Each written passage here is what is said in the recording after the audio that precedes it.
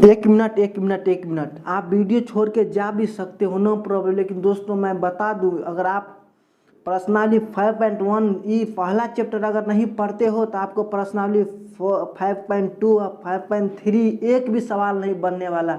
और साथ में एग्जाम में आपको 10 नंबर का ये पूछा जाता है और वो भी छूट जाएगा। सो दोस्तों देखिए कितना आपको लॉस हो रहा है। सो दोस्तों आपको ये बहुत पढ़ना जरूरी है। और एक चीज़ मैं आप सभी को बता दूँ, अगर एपी आप गारंटी, एक चीज़ बता दूँ दोस्तों, अगर आप पर्सनली 5.1 का वीडियो आप मेरा वीडियो देख लोगे, मैं आपको बेसिक से पूरा बताऊंगा। तो 5.2 और 5.3 यूँ चुटको यूँ बना लूँ, क्योंकि दोस्तों आपको जानना कि समांतर श्रेणी क्या होती है, डी क्या होता है, D1 क्या होता है, ए क्या होता है, एन क्या होता है, एन बराबर सूत्र क्या होता है, ये सब बहुत जानना जरूरी है। सो दोस्तों और इंटर में तो भैया ये तो मत पूछिए, अगर अभी आप पढ़े होंगे इंटर में आपको नहीं दिक्कत होगा। सो दोस्तों उतना कुछ खोने से अच्छा है कि कुछ सीख लिया जाए। फिर से एक नया कॉन्सेप्ट लेकर आया हूँ।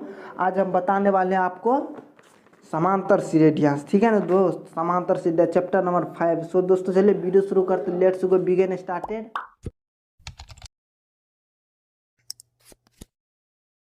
देखिए दोस्त ये है कुछ नोट जो हम आपको दिखाने वाले और समझाने वाले हैं, तो वीडियो को बने देखो। पहला में है समांतर श्रेणी, चैप्टर का नाम है समांतर श्रेणी। और यही समांतर श्रेणी जो है इसी को हम एपी से दर्शाते हैं। क्या से दर्शाते हैं? एपी से दर्शाते हैं। अगर आपसे कोई पूछ दे कि समांतर श्रेणियाँ क्या है या समांतर श्रेणी भी कहते हैं इसको, समांतर श्रेणी क्या है, तो आप क्या कहेंगे? मुझको याद नहीं है। नहीं दोस्त, इसे याद करना नहीं है, समझने की जरूरत है। देखिए जब दो क्रमागत संख्याओं का अंतर समान हो, ठीक है, जब दो क्रमागत संख्याओं का अंतर समान हो तो समांतर श्रेणियाँ कहते हैं। आपको मैं आशा करता हूँ समझ नहीं आया होगा। चलिए कोई बात नहीं, आपका भाई एग्जाम्पल से आपको समझाएंगे। देखिए हम दो एग्जाम्पल लिख चुके हैं। एक पहला वाला ये एग्जाम्पल है और दूसरे वाला ये एग्जाम्पल है। और मैं आपको बोलूँ ये दोनों में आपको डिफरेंट क्या लग रहा है, तो आप क्या कहेंगे? सर इसमें डिफरेंट 3 है और यहाँ प्रथम संख्या 3 है और यहाँ 2 है, हमको यहाँ 6 लग रहा है, यहाँ 4 है, यानी ये संख्या सिर्फ बदला है और कुछ नहीं। आप बिल्कुल सही है अगर आप कहते, मैं भी यही कहूँगा। लेकिन दोस्तों एक चीज़ और अंतर है जो क्वेश्चन हिसाब से मेरा कह रहा है समांतर श्रेणी क्या है। तो देखिए दो क्रमांक संख्या का अंतर समान हो, ये अंतर समान हो, इस पर गौर करो। यानी दो क्रमागत संख्या, क्रमागत मतलब बढ़ते जाना, ठीक है, बढ़ते जाना। दो क्रमागत संख्या, एक क्रमागत संख्या एक और ये दोनों के बीच का अंतर समान हो। अगर 6 में से 3 घटाएंगे तो 3 आया। आपको सर क्रमागत संख्या अंतर समान किसको कहते हैं? देखिए फिर आप निकालिए, फिर ये दो क्रमागत संख्या ले लिए, एक 9 ले लेते, अगर 6 ले लेते, इसमें 9 में से 6 घटाएंगे तो 3 आया। फिर ये देखिए 9 और 12 ले लेते, इस दोनों में से बीच का 12 में से जो 9 घटाएगा तो 3 आएगा। फिर 12 और 15 लीजिए, 15 में से जो 12 घटाएगा तो 3 आएगा। और फिर ये लीजिए दोस्त, ये लीजिए, इसमें भी बीच का अंतर करिए, 4 में से 2 घटाएंगे तो 2 होगा। फिर देखिए 7 में से 4 घटाएंगे तो 3 आएगा। फिर 7 में से 10 घटाएंगे तो 3 आएगा। फिर देखिए 13 में से 10 घटाएंगे तो 3 आएगा। अगर हम आपको पूछे अब कि ये दोनों में समांतर श्रेणी कौन है, ये इसके हिसाब से जब दो क्रमांक संख्या का अंतर समान हो, ये सूत्र ये हिसाब से, परिभाषा हिसाब से आप कहेंगे सर क्वेश्चन ये होगा उदाहरण 1। क्यों भाई ये क्यों होगा, ये क्यों नहीं होगा? कहेंगे सर इसलिए ये नहीं होगा क्योंकि देखिए इसमें जो है दो क्रमांक बीच का संख्या हम देख रहे हैं, सब में बराबर आ रहे हैं, समान आ रहे हैं, 3 3 3 3 आ रहे हैं, ठीक है। लेकिन इसमें देखिए इसका जो बीच का अंतर है, एक बार 2 आया, उसके बाद 3 3 3 3 तो आ रहा है, लेकिन हमें 2 यहाँ अगर 3 होता तब समान होता है। इसका मतलब ये गलती है, लिखेंगे असमान है, अतः यह एपी नहीं होगा, ठीक है। अतः यह एपी यानी समांतर श्रेणी नहीं होगा, एपी नहीं होगा। समझ गए आप? एपी ही को समांतर श्रेणी कहते, ये समांतर श्रेणी होगा यानी ये एपी होगा। यहाँ तक क्लियर? देखिए इसको आप देखिए क्या कहते हैं, एपी यानी समांतर श्रेणी हमारा कौन वाला निकला था, ये वाली संख्या निकला था, तो ये लिख लिए। और इसमें चलिए आपको हम समझाते हैं। देखिए ये जो है इसको प्रथम पद कहते हैं, A3 जो है ये प्रथम, ये A1 यानी ये प्रथम पद हो गया। और ये 6 है, इसको A2 यानी ये द्वितीय पद हो गया।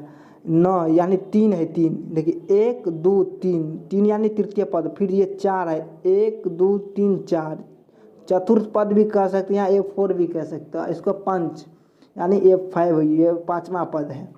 इस तरह से यहाँ तक क्लियर है। ये पहले वाले को फर्स्ट हो गया, ऐसे भी कर सकते कि एक ये हो गया दूत यानी द्वितीय हो गया, या 3 या तृतीय होगा, या 4 चतुर्थ होगा, या 5 पंचम होगा। देखिए, और ये दोनों के बीच का जो दोस्तों अभी जो ये हम अंतर 3 निकाल लेते, इसको क्या बोलते हैं? अगर आपसे पूछ दे भाई, मान तो इसमें से इसको घटाया और बीच का जो माइनस घटता है उसको क्या किया जाता है? आप कहेंगे सार्वंतर यानी डी। ये दोनों बीच का अंतर जो हम घटाते हैं, 6 में से जो 3 घटाए 3 आया, यानी A2 - A1 जो करेंगे, जो डी का मान आएगा वो होता है सार्वंतर। ये डी, इसको डी से प्रदर्शित करते हैं। D1 बराबर, देखिए यहाँ क्या किए थे, A2 - A1 किए थे ना।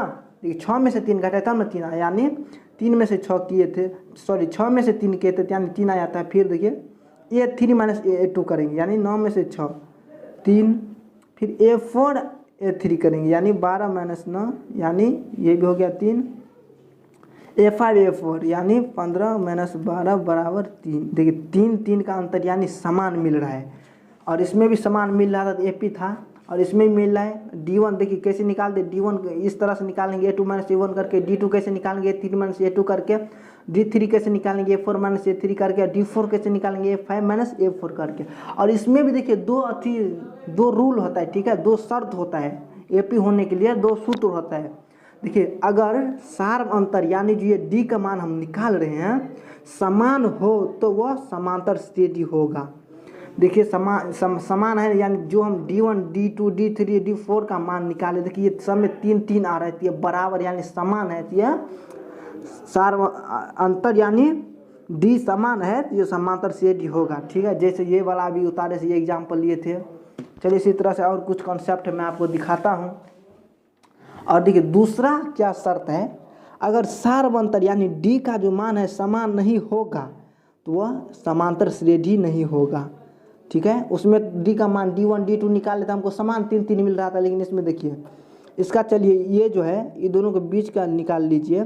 D1 जो निकालेंगे हम दोस्त, यानी D1 A2 A1 ये हो गया, A2 ये हो गया, A3 ये हो गया, A4 ये हो गया, A5 ये हो गया। D1 जो निकालते हैं A2 - A1 करते थे, 4 में से 2 घटाएंगे तो 2 आएगा। ठीक है, फिर D2 जो निकालेंगे A4 - A3 करेंगे, यानी 10 में से 7 घटाएंगे तो 3। फिर देखिए D3 जो निकालेंगे A5 में से A4 घटाएंगे, यानी तो कितना आएगा, 3 आएगा। एक चीज़ बताइए दोस्त, यहाँ 2 है, ये 3 है और 3 है, तो देखिए 2 तो मिल गया लेकिन 1 नहीं मिला। अगर यहाँ मिलता तब समान होता, यही बात है। तब अगर इस तरह से डी का मान अगर आता है अलग अलग तो आप वो लिख दीजिएगा आराम से, वो AP नहीं होगा। और देखिए AP जो ये अभी जो हम लिए थे इसमें, इसको A1 कहते हैं, A2 A3 A4, ये तो जान गया आप। और इसको क्या कहते हैं, अगर आपसे पूछ दीजिए पहली वाली जो 3 है प्रथम, इसको क्या कहते हैं, इसको कहते हैं प्रथम पद, और इसको A से सूचित करते हैं। AP में इसको कहा जाता है, ये जो पहली वाली संख्या अगर यहाँ 4 होता, 5 होता, 6 होता या X होता है, AP में यह प्रथम पद कहलाता है। और इसको A से इंग्लिश अल्फ़ाबेट में इसको A से प्रदर्शित करते हैं। और इसमें D का मान जो हम कहेंगे आपको निकालने के लिए, तो D1 कहेंगे निकालने के लिए, तो A2 - A1 कर देंगे, और D को सार्वंतर कहते हैं, हम आपको पहले भी बता चुके। और D2 निकालने के लिए A3 - A2 कर देंगे, और D3 निकालने के लिए A4 - A3 कर देंगे।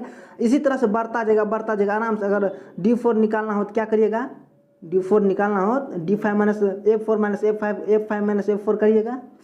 और देखिए ये भी आपको समझाना बहुत ज़रूरी है। देखिए n क्या है, n अगर आपको पूछ दे इसमें AP में n क्या आता है, हम देखिए n उसको कहते हैं पदों की संख्या को n कहते हैं, और इसको अंतिम पद भी कहा जाता है। क्या कहा जाता है, कमन n को पदों की संख्या और अंतिम पद भी कहा जाता है। ये याद रख लीजिएगा, ये आपको अच्छी से याद होनी चाहिए। ठीक है, और an जो है, an में जो n वाली संख्या, ये an वाली संख्या, इसको हम कहते हैं nवां पद या n पद कहते हैं। ठीक है, जहाँ n एक पद है, मैं ये बता रहा हूँ n एक पद है। और an बराबर सूत्र क्या होता है, देखिए an बराबर सूत्र होता है A प्लस यानी प्रथम पद n-1 गुने d। देखिए A हम आपको बता चुके हैं दोस्त प्रथम पद है, और ये n यानी पदों की संख्या हो गया, और d ये सार्वंतर है। ये सूत्र दोस्तों जल्दी से आप एक ले लीजिए। चलिए इसको भी मैं एक अगर मैं आपको दे दूं, मान लीजिए हम आपको A बराबर 5 दे दे, nवां पद यानी 6 दे दे। ठीक है, और मान लीजिए डी का मान हम आपको 5 दे दें, हम कहेंगे ए एन निकालो, जल्दी निकालो, हम 1 मिनट का समय लेते हैं, जल्दी निकालिए जल्दी निकालिए, हमको ए एन चाहिए, ठीक है। और आपको सूत्र दे दे ए प्लस एन माइनस 1 गुने डी, ये सूत्र दे दे, आपको कहेंगे ए एन हमको चाहिए, तो जल्दी निकालो, कमान कमान कमान। आशा कर तो आप निकाल होंगे। चलिए अब हम निकालते, ये देखिए ए यहाँ एन का मान 6 यानी ए का छठा पद निकालना है। ये हुआ, ए की जगह पर 5 है तो 5 रख लेंगे, एन का मान हो गया 6 है सॉरी 1 गुने डी का मान 5 यानी ए का छठा पद चाहिए, तो 5 प्लस 6 में से 1 घटाएंगे तो यानी 5 गुने 5 यानी ए 6 यानी 5 प्लस 5 है 25 यानी ए 6 बराबर 5 5 10 यानी 30।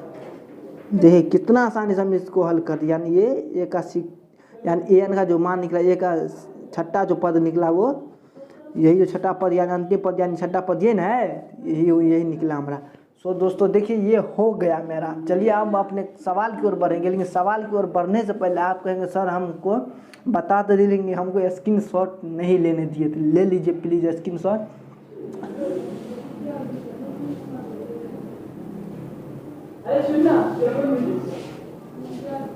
दोस्तों इसको भी ले लीजिए स्क्रीन शॉट, इसको भी ले लीजिए स्क्रीन शॉट जल्दी से।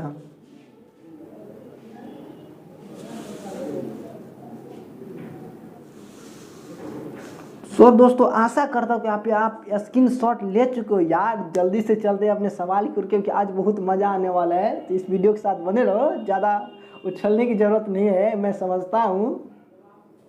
दोस्तों जितना मैं अभी नोट आपको बताया अगर वो पूरा याद कर लोगे तो उतना ही काफ़ी है समांतर सीडी प्रश्नावली 5.1 के लिए, ठीक है।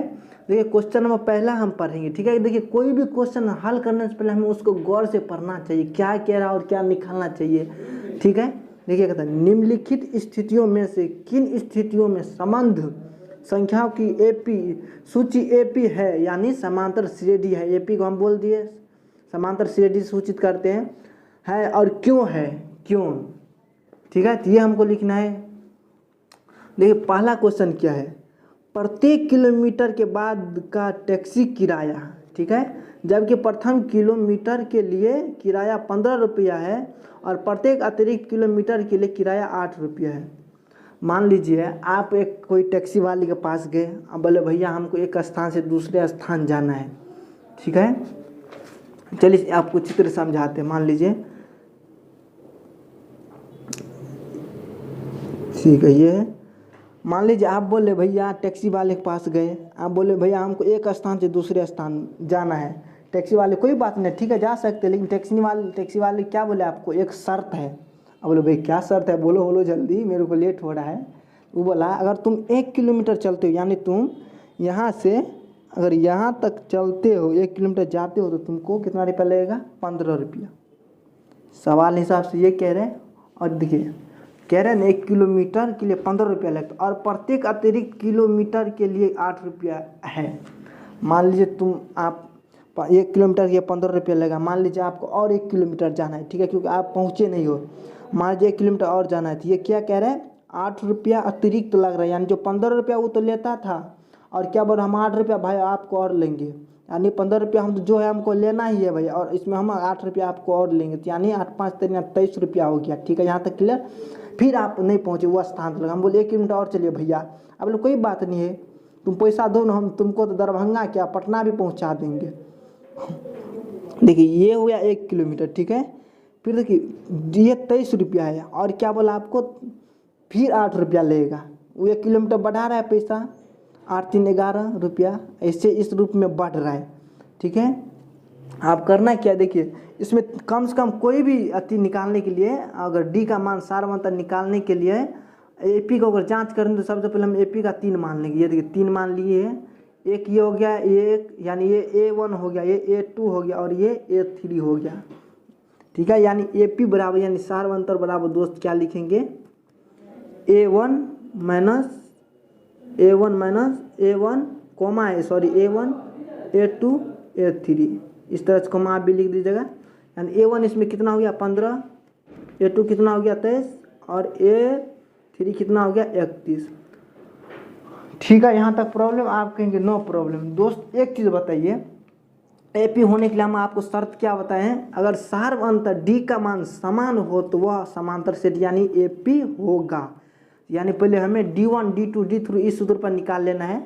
D1 हम बताए आपको, D1 बटा A2 minus A1, D2 A3 minus A2। इस स्टेप में देखिए क्या बोले, सार्व अंतर पहले निकालना है, तो यानी पहले हमें D1 निकालनी है। D1 निकालने के लिए A2 माइनस A1 कर देंगे, तो यानी इसमें A2 कौन है? A2 ये है 23, A1 क्या है? 15 है, यानी 15 कर देंगे, तो यानी हो गया कितना? 8 5 13 8 हो गया। फिर देखिए D2 निकालनी है हमको। D2 निकालने के लिए देखिए क्या करना पड़ेगा। D2 निकालने के लिए A3 माइनस A2 करेंगे, A3 माइनस A2 करेंगे, ठीक है, यानी 31 माइनस 23 होगा, यही ना होगा, बराबर देखिए 8। देखिए दोस्त, सार्व अंतर अगर बराबर हो, देखिए कह रहा है D का मान समान हो तब होगा। देखिए D का मान इसमें समान है, D1 और D2 का मान समान है, यानी D1 जो ये बराबर है D2 के। तो हम क्या लिखेंगे? लिखेंगे अतः सार्व अंतर यानी सार्व अंतर समान, यानी D का मान, यानी D का मान समान है, अतः यह एपी यानी समांतर श्रेणी होगा, एपी होगा। सो दोस्त देखिए कितना क्लियर से हम आपको बता दें। इसी तरह से दूसरा क्वेश्चन, भैया दूसरा क्वेश्चन तो कितना को समझ भी नहीं आता, लेकिन हम आपका भाई नहीं यार, चिंता काहे करता है, इसको भी तोड़ फोड़ देंगे, रगड़ देंगे पकड़ के। तुम कल वीडियो के साथ बने रहो। देखिए दूसरा क्वेश्चन क्या कहता है दोस्तों, कोई भी क्वेश्चन मैं आपको फिर से कह रहा हूँ, समझने के उसको गौर से पहले देखो। देखिए क्या कहता है, इसको देखो, पूरा ध्यान आपको इस पर देना है अभी, ठीक है? आगे पीछे क्या है वो मत देखो, क्योंकि तुम लोग का ध्यान जानते हैं भटकता रहता है, इसलिए अभी इस पर ध्यान देना है, बाद में उस पर ध्यान दियो, ठीक है? देखो, किसी बेलन में उपस्थित हवा की मात्रा, ठीक है, उपस्थित हवा की मात्रा, जबकि वायु निकालने वाला पंप प्रत्येक बार बेलन के शेष हवा का 1/4 भाग बाहर निकालता है। आप कहेंगे यू कहाँ समझे जी, आप तो सर बोल दिए समझे नहीं। अरे भाई पहले देख, हमको तुमको चित्र से समझाएंगे, ठीक है? मान लो ये हवा का कंटेनर है, ठीक है, और बेलनाकार, मतलब बेलनाकार इस रूप में होता है। मान लीजिए ये कंटेनर है, धरती पर रखल है। एक चीज़ बताइए, आप लोग जब किसी गैरेज के पास या मोटरसाइकिल के गैरेज के पास गए होंगे और उसको कहेंगे आप हवा देने के लिए, तो इस तरह से टैंक देखे हैं रखते हुए धरती पर? आप कहेंगे सर बिल्कुल देखे हैं, और इसमें एक पाइप लगल रहता है जो आपको ट्यूब में हवा, जो मोटरसाइकिल के ट्यूब में हवा दिया जाता है, कहेंगे नोजल रहता है, बिल्कुल रहता है दोस्त। और क्या कह रहे हैं, और इसमें तो हवा तो भरा होगा ना दोस्त, तब नहीं बाहर निकलेगा, बगैर हवा के निकल सकता है? कहेंगे नहीं सर, देखिए इसमें लिखा है कहीं कि इसमें उपस्थित हवा बराबर 1 या 2 4 जो कुछ मात्रा हो नहीं दिया है। जब जो चीज़ नहीं रहता उसको हम एक्स मान लेंगे। देखिए फिर से, उपस्थित हवा की मात्रा, जबकि वायु निकालने वाला पंप प्रत्येक बार शेष हवा इतना निकालता है, लेकिन हमको ये नहीं दिया है कि उस टंकी में कितना हवा है। अब जो नहीं दिया तो वो हमको मानना पड़ेगा। तो मान लीजिए, लिखेंगे माना कि बेलन में हवा की मात्रा एक्स है, ठीक है? यहाँ तक प्रॉब्लम? आप कहेंगे नो प्रॉब्लम सर, नहीं था इसलिए हम मान लिए। इसमें मान लीजिए हमको हवा नहीं पता है कितना है, तो एक्स मान लिए, ठीक है? एक्स मान लियो, और एक्स का कितना 1/4 भाग पहले निकालते हैं, मान लीजिए। और क्या कह रहा है देखिए, प्रश्नानुसार के 1/4 भाग बाहर निकालता है हवा। मान लीजिए ये पंप है और ये नोजल है। मान लीजिए आपका अगला वाला चक्का में हवा दिया, ठीक है? आपका बाइक में अगले वाले चक्के में जो हवा दिया तो 1/4 भाग निकाल दिया, एक्स का 1/4 भाग निकाल दिया, तो हवा कम होगा ना जी, टंकी में से खाली हवा का तो इसका मात्रा कम होगा, यानी टंकी में से हवा खाली हो रहा है। फिर आप पिछले वाले टायर में हवा दिया है, ठीक है? साइकिल, मान लीजिए मोटरसाइकिल के पिछले वाले टायर में जो हवा दिया है, फिर उसका जो हवा बच्चा है, एक बार तो आप दिया दे तो कुछ हवा निकल गया, फिर जो हमारा कंटेनर में बचा उसमें भी 1/4 निकल रहा है, इस रूप में हो रहा है, ठीक है? लिखेंगे प्रश्न अनुसार, देखो कितना हवा निकल रहा है, हवा निकाला, कितना हवा निकाला है, 1/4 भाग निकल रहा है, ठीक है? आप ऐसे नहीं समझोगे, मैं आपको एग्जाम्पल से समझाता हूँ। दोस्तों मान लीजिए आपका मम्मी आपको 400 रुपया दे रहे हैं। कितना दे रहे हैं? 400 रुपया। और आपको कह रहा है बेटा 400 रुपये का 1/4 जो भाग है उसका समोसा ले लियो, ठीक है। और जो पैसा बचे आपको वो पैसा का फिर 1/4 भाग सब्जी ले लियो, और जो पैसा बचे वो मेरे को दे दियो। यहाँ तक प्रॉब्लम आप कहेंगे ना। आपको क्या बोला मम्मी? 400 का 1/4 भाग, यानी आप इसमें से घटाओगे? नहीं घटेगा। आप ये नहीं कह रहे 400 में से 50 रुपया समोसा लेना, नहीं, गुना करेंगे। अगर आप घटाते हो, मान लीजिए 400 माइनस 1/4 करोगे, आपके साथ घटाइए एक बार। 400 के 16, 1600 माइनस 1/4 करोगे, कितना होगा? 1599। 1599/4। अगर इसको भाग लगाओगे तो कितना होगा जानते हो? 399 होगा। ये कभी संभव हो सकता है बाबू? 1 रुपया में तुमको समोसा कोई देगा? अगर देगा तो बोलो, अगर है तो मेरे पास भी 2 लेकर आना समोसा।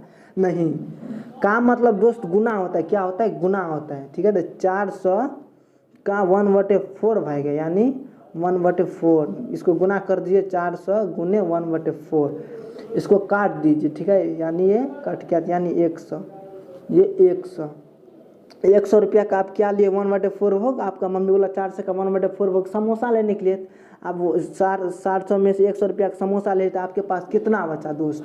आप कहेंगे सर मेरे पास कुल रुपया 400 था, 400 में से हम 100 रुपया का समोसा ले लिए तो मेरे पास 300 रुपया बचा। यहाँ तक प्रॉब्लम है? आप कहेंगे नो प्रॉब्लम। फिर देखिए,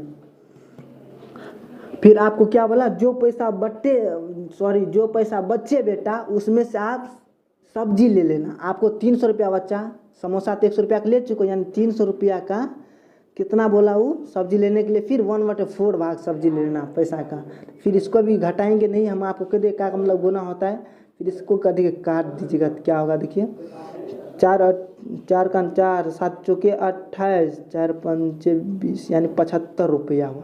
यानी फिर आप 75 रुपया का सब्जी ले लिया। और 75 रुपया का सब्जी किस में से लिए हो? 300 रुपया में से। यानी ये जो 300 रुपया इसी में से लिए हो जी, क्योंकि 400 रुपया में से 100 रुपया का हम समोसा ले लिए, मेरे पास 300 रुपया बचा। फिर 300 रुपया में से आप 75 रुपया का सब्जी ले लेते, आपके पास कितना रुपया बचा? यानी 300 में से मान लो आप 75 घटा दे तो यानी आपके पास कितना रुपया बच गया? यानी 225 रुपया बच गया। आप मम्मी बोल दिया समोसा 1/4 लेने के लिए, 1/4 सब्जी लेने के लिए, और जो पैसा बचा मेरे को दे दियो।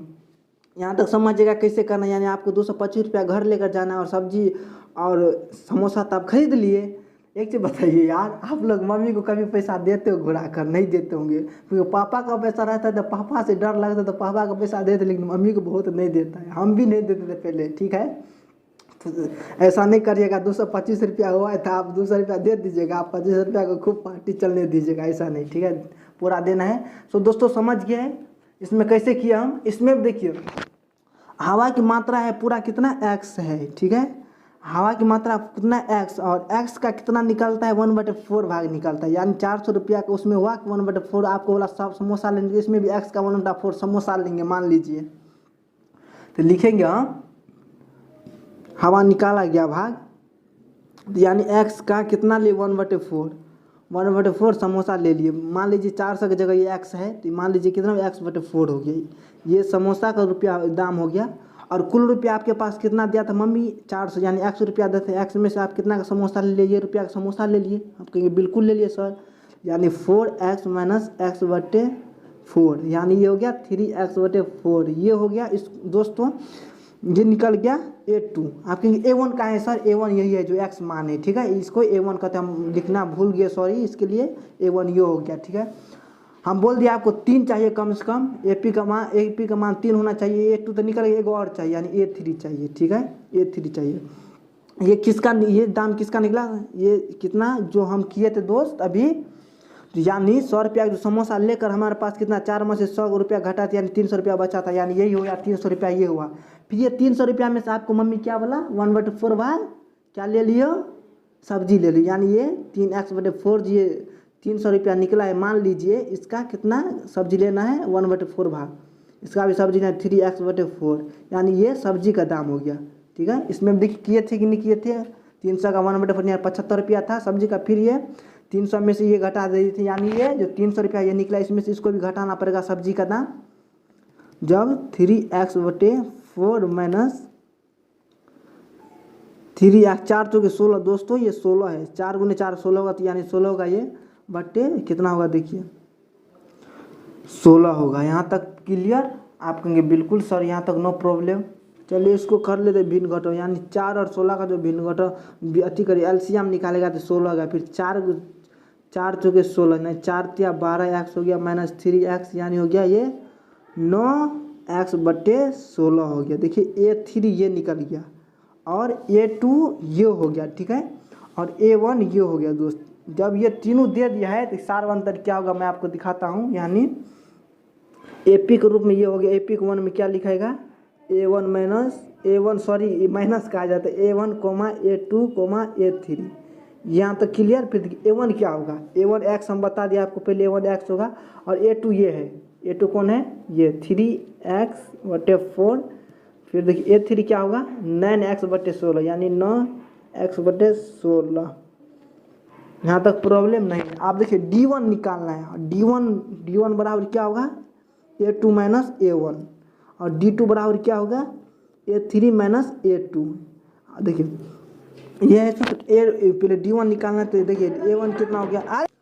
देखिए D1 क्या होगा दोस्तों, A2 कितना है यानी 3x बटे 4 माइनस A1 x है, हम आपको बता चुके। अगर ये दोनों को घटाओगे तो देखिए 3x माइनस 4x बटे जो क्या 4, यानी ये आया ये माइनस x बटे 4। यहाँ तक प्रॉब्लम कहेंगे आप नहीं प्रॉब्लम। फिर D2 निकालना है, ये तो D1 हो गया, D2 निकालना था। D2 का सूत्र ये होता है A3, यानी A3 कौन हो गया 9x बटे 16 माइनस देखिए D2 कौन है, D2 ये हो गया मेरा कौन D2 में देखिए A2 कौन है, A2 हो गया ये, यही ना है, यानी 3x बटे 4 यही है रे।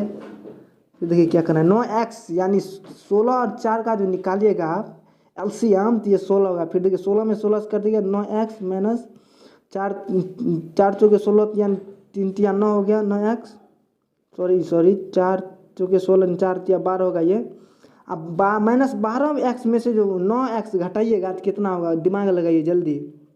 आप कहेंगे कि माइनस 3x बटे 16। एक चीज़ बताइए दोस्त, शर्त अनुसार हम आपको क्या बोले थे, शर्त अनुसार हमको यही बोले थे अगर सार अंतर समान हो तो वो समांतर श्रेणी होगा, यानी D1 का और D2 का जो मान निकालेंगे वो बराबर हो। लेकिन इसमें देखिए D1 का जो मान आया है मेरा कितना आया है माइनस x बटे 4, और D2 का मान आया है माइनस 3x बटे 16। ये दोनों कभी बराबर है दोस्त, कहेंगे नहीं बराबर, तो लिखेंगे सार अंतर बराबर नहीं है, लिखेंगे सार अंतर समान नहीं है, अतः यह समांतर श्रेणी लिखिए या AP नहीं होगा। तो देखिए कितना आसानी से बना दी। देखिए मेरा वीडियो थोड़ा लंबा होता है लेकिन आपको समझना भी है भाई। चलिए इसी तरह से तीसरा क्वेश्चन देखते हैं। देखिए तीसरा क्वेश्चन क्या है, प्रत्येक मीटर की खुदाई के बाद 1 मीटर जो खुदाई के बाद कह रहा है, एक कुआं खोदने में आई लागत, जबकि प्रथम मीटर खुदाई के 150 रुपया है और बाद में प्रत्येक मीटर खुदाई के 50 रुपया बढ़ रहा है। वो पहले क्वेश्चन की तरह ये भी है। देखिए कैसे मैं बताता हूँ। मान लीजिए आप जेसी वाले को या किसी जो कोदाल चलाने वाले आदमी रहते उसको आप पकड़े, आप बोले भैया हमको एक कुआं खोदवाना है। वो बोला ठीक है, मान लीजिए वो बोला आप अगर 1 मीटर यानी 1 मीटर ये जो है इतना 1 मीटर अगर आप खुदवाओगे आपको कितना लगेगा 150 रुपया लगेगा। वो बोल दिया पहले आपको, देखिए किताब में आप देख लीजिए एक बार 150 रुपये लगा। फिर क्या करा बाद में अगर आप इससे 1 कदम भी आगे खुदवाएंगे आपको प्रत्येक मीटर खुदाई की लागत 50 रुपया बढ़ जाएगी, यानी 150 रुपया तो तुमको लगबे करेगा बाबू, लेकिन 50 रुपया और बढ़ जाएगा। यानी फिर अगर 1 मीटर हम मान लीजिए खुदवाए यहाँ से यहाँ तक फिर खुदवा लिए तो हमको कितना बोला 150 रुपया तुमको लगबे करेगा और 50 रुपया हम बढ़ा देंगे, क्योंकि भाई उसको भीड़ लगेगा तो बढ़ेबे न करेगा दाम, तो ये 200 रुपया हो गया। ठीक है, फिर कह रहा है 1 मीटर, आप बोले हम और खुदवाएंगे 1 मीटर, बोले कोई बात नहीं खुदवाओ न जितना खुदवाना, हमको तो पैसा से मतलब है रे बाबू। फिर 1 मीटर खुदवा जाता है। फिर देखिए ये 200 रुपया था, फिर कितना होगा 200 में 50 रुपया फिर जोड़ देंगे, यानी 50 रुपया बढ़ते जा रहे हैं, यानी 250 रुपया हो गया, यानी एक दिन में वो 250 रुपया कमा गया। यही कह रहा है, देखिए कह रहा है ना प्रत्येक मीटर खुदाई की 50 रुपया बढ़ जाती है। देखिए दोस्त इसमें देखिए A1 ये हो गया, ठीक है, A1 ये हो गया और A2 ये हो गया और A3 ये हो गया, ठीक है। आपको भी इसी तरह से निकाल लेना है, तो लिखेंगे AP बराबर A1 150, ठीक है, A2 कितना है 200, A3 कितना है 250। और जिसकी इसको हम सार अंतर निकालना है, यानी D1 हमको निकालना है, तो A1 ये हो गया, A2 ये हो गया और A3 ये हो गया। तो D1 बराबर सूत्र क्या होता है A2 माइनस A1, यानी 200 माइनस 150, 200 माइनस 150 करेगा तो ये 50 हो गया। फिर देखिए D2 निकालने, D2 निकालने के लिए सूत्र होता है A3 माइनस A2, यानी आपको यानी 250 में से अगर 200 रुपया 200 घटाइएगा 50 रुपये। एक चीज़ बताइए, समान होने के लिए हमको शर्त बताए हैं, जब सार अंतर समान हो तो वो AP होगा। ये देखिए D1 का मान 50 या D2 का मान भी 50, यानी सार अंतर समान लग रहा है, जिसे लिखेंगे अतः D का मान या सार अंतर D का मान समान है, लिखेंगे अतः यह AP होगा। इसी तरह से चलिए दोस्तों जल्दी से चौथा क्वेश्चन देख लेते, क्योंकि मेरा मोबाइल का बैटरी डाउन होने वाला है, तो इस वीडियो के साथ बने रहे। देखिए चौथा सवाल क्या है, खाते में प्रत्येक वर्ष का मिश्र धन जबकि 10,000 रुपये की राशि 8% वार्षिक मतलब क्या हुआ सालाना, यानी एक साल का वार्षिक, ठीक है, वार्षिक की दर से चक्रवृद्धि ब्याज पर जमा की जाती है। मान लीजिए आप किसी आदमी के पास गए जो ब्याज यानी पैसा की लेन देन करता है, उसको बोले हमको 10,000 रुपया चाहिए। कितना चाहिए? 10 इकाई दहाई सैकड़ा हज़ार 10,000 लाख रुपया कहाँ से आ गया रे? इकाई दहाई सैकड़ा 10,000, ये आप बोले उसको हमको 10,000 रुपया चाहिए, ठीक है। और बोला ठीक है ले लो, नो प्रॉब्लम, लेकिन भैया एक शर्त है, हम साधारण ब्याज तुमको नहीं लेंगे, हम तुमको चक्रवृद्धि ब्याज लेंगे, वो भी 8% की दर से, ये कह रहा है, ठीक है। और चक्रवृद्धि ब्याज क्या होता है मान लीजिए, चक्रवृद्धि ब्याज कैसे कहते हैं, सिंपल भाषा हम समझ लो। देखिए इसका पहले इसका ब्याज निकालो, इसका हम ब्याज निकाले। देखिए 10,000 है, इकाई दहाई सैकड़ा हज़ार 10,000 का यानी 8% लग रहा है, यानी 100 इसका लग रहा है 8% लग रहा है, तो वो निकाले तो एक साल का, यानी 1 से गुना कर दीजिए, 1 साल का हो गया।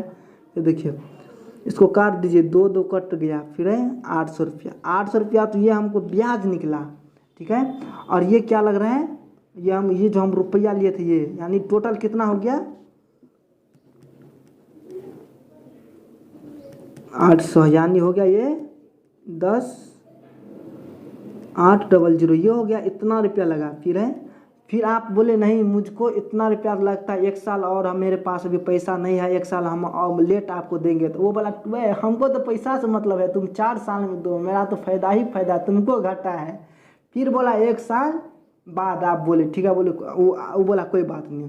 फिर आप 1 साल बाद का निकालिए, 800 का 8/100, 1 साल का निकालेंगे तो 1 लिखेंगे 1 साल का। फिर देखिए ये कैंसिल हो गया, फिर इसको गुना करेंगे, देखिए कितना होगा, ये हो गया आपको कितना 864।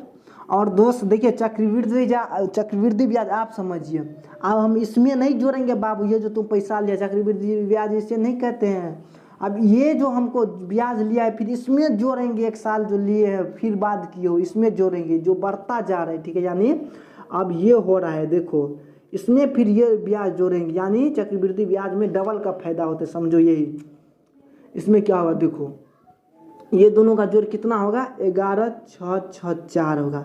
और दोस्त देखिए ये हमको A1 था, ये जो निकला ही था फर्स्ट वाला, हम बोले प्रथम पद A1 होता, और ये था कितना दोस्त, ये जो निकला है ये हो गया A2 था हमारा, और A3 निकल गया। आप देखिए क्या करेंगे, AP लिखेंगे, AP आप लिख दीजिएगा, दिया है, ठीक है। मेरा पास थोड़ा आज वीडियो लंबा हो रहा है, दिया है लिख दीजिएगा A1 बराबर 1 4 को 0 और दर लिख दीजिएगा, इतना कितना हो गया ये 8%। ये जो काम करना है दोस्त आपको साइड में रफ में करना है काम, ठीक है। देखिए AP बराबर क्या होगा तब 10,000, फिर देखिए 10,800, फिर 10,800 नहीं सॉरी 11,000 है ना, 11,664 है ना, देखिए यही ना है 11,664, यही है। देखिए अब करना ही क्या है आपको, अब पहले हमको सारवंतर चाहिए था, D1 चाहिए, ये A1 हो गया, ये A2 हो गया और ये A3 होगा। D1 बराबर सूत्र क्या होता है, A2 माइनस A1, यानी ये हो गया 10 8 100 फिर 1 4 को 0, ये यानी हो गया ये।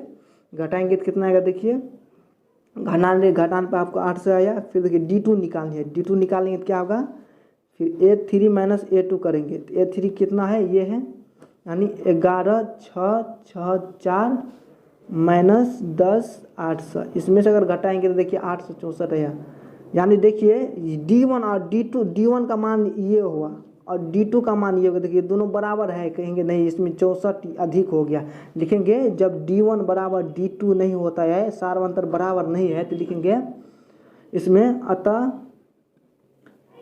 D का मान यानी सारवंतर D का मान समान नहीं है, अतः यह समांतर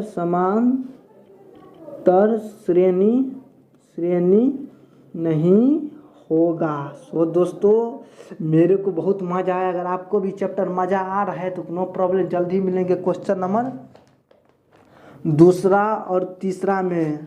अगर आप नए हो मेरे चैनल पर यार, तो आपको मैं ज़रूर कहता हूँ आपको वीडियो अच्छा लगा। मेरा वीडियो थोड़ा लंबा हो तो इसके लिए सॉरी दोस्त। तब तक के लिए दोस्त बाय बाय, गुड डे। आप खुश रहो, सबको खुश रखो। तो मिलते हैं नेक्स्ट वीडियो में, ठीक है।